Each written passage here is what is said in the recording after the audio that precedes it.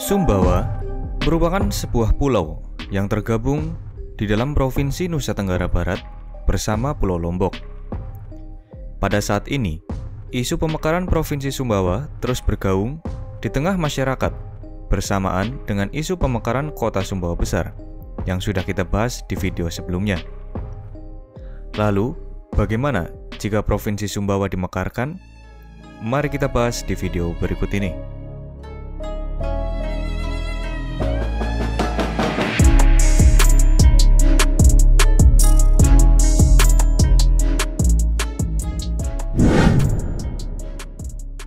Pulau Sumbawa berada di timur Pulau Lombok, Provinsi Nusa Tenggara Barat. Secara geografis, merupakan sebuah pulau besar dan beberapa pulau kecil di sekelilingnya. Di tengah pulau, terdapat Gunung Api Tambora yang secara administratif masuk ke dalam Kabupaten Dompu dan Kabupaten Bima.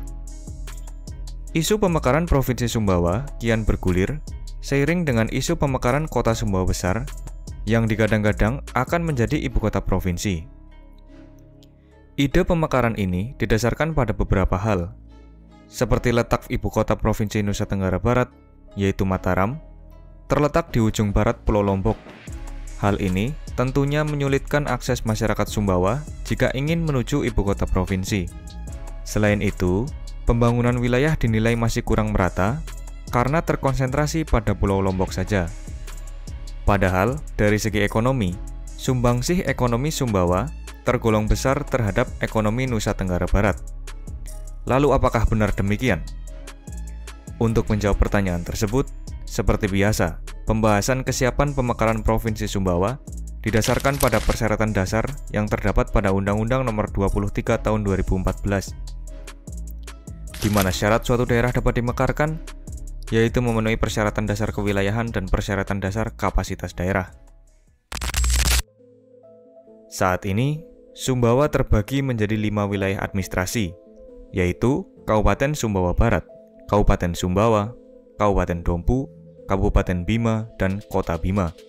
Berdasarkan kondisi tersebut, maka pada saat ini wilayah Sumbawa terdiri dari 4 kabupaten dan 1 kota. Nantinya akan menjadi 6 wilayah jika ditambah usulan Kota Sumbawa Besar.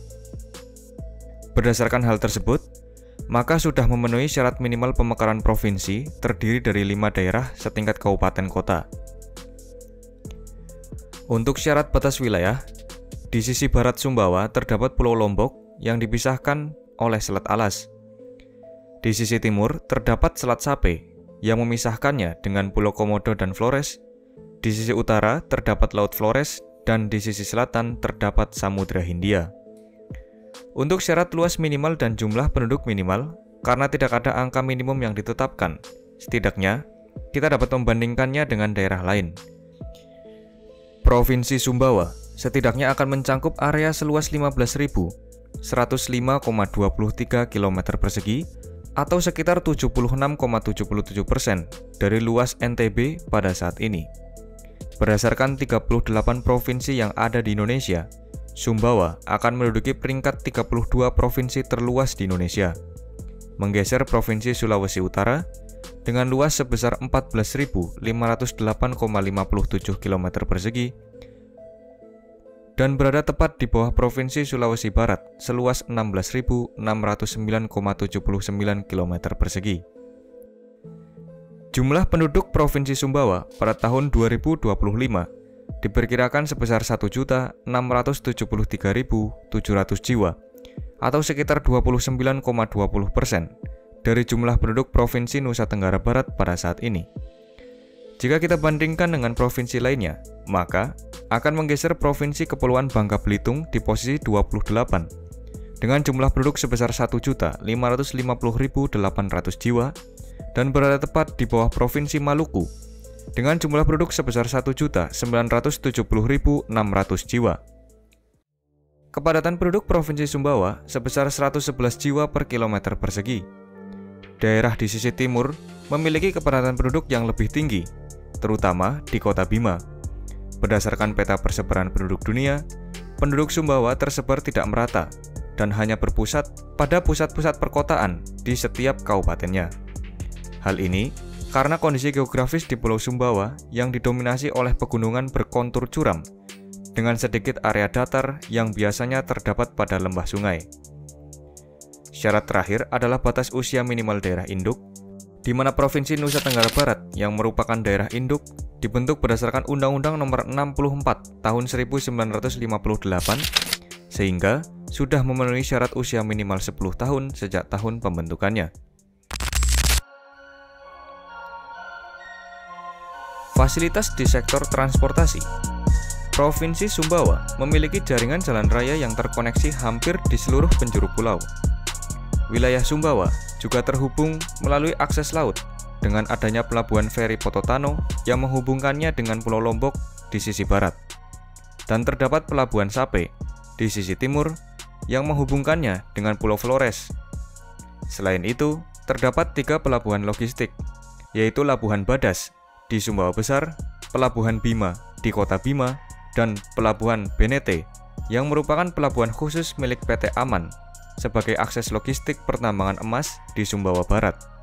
Di sektor udara, Sumbawa memiliki beberapa bandar udara, seperti Bandar Udara Sultan Muhammad Khairuddin di Sumbawa dan Bandar Udara Sultan Muhammad Salahuddin di Bima.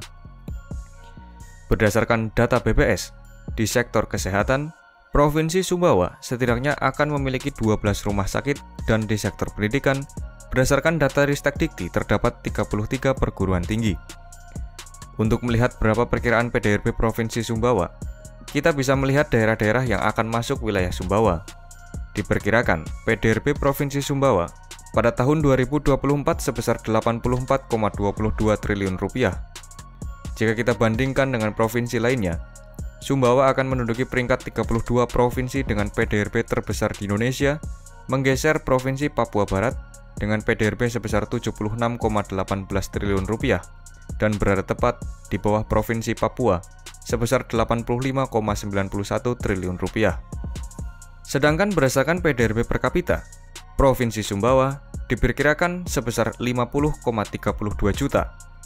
Dibandingkan dengan provinsi lainnya, Sumbawa akan menduduki peringkat 30 provinsi dengan PDRB per kapita terbesar di Indonesia, menggeser Provinsi Bengkulu dengan PDRB per kapita sebesar 49,23 juta dan berada tepat di bawah Provinsi Lampung sebesar 51,37 juta.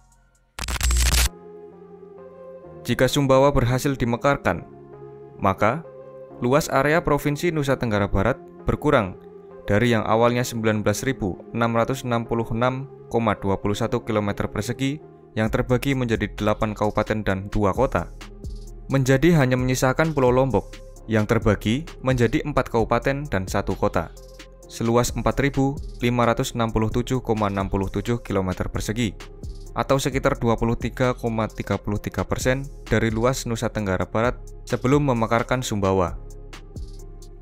PDRB Nusa Tenggara Barat menurun dari yang awalnya 182,46 triliun rupiah menjadi 98,24 triliun rupiah. Tersisa sekitar 53,84% dari PDRB awal. PDRB per kapita NTB menurun dari 32,28 juta menjadi 24,21 juta. Dari sini jelas terlihat bahwa sebenarnya ekonomi Sumbawa sungguh berdampak pada ekonomi Nusa Tenggara Barat secara keseluruhan. Jadi bagaimana menurut kalian? Apakah Sumbawa layak dimekarkan menjadi provinsi baru? Menurut kalian, apakah Sumbawa Besar cocok sebagai ibu kota provinsi? Atau justru kota Bima? Coba tulis pendapat kalian di kolom komentar. Bila ada salah dan kurang admin mohon maaf dan sampai jumpa di video berikutnya.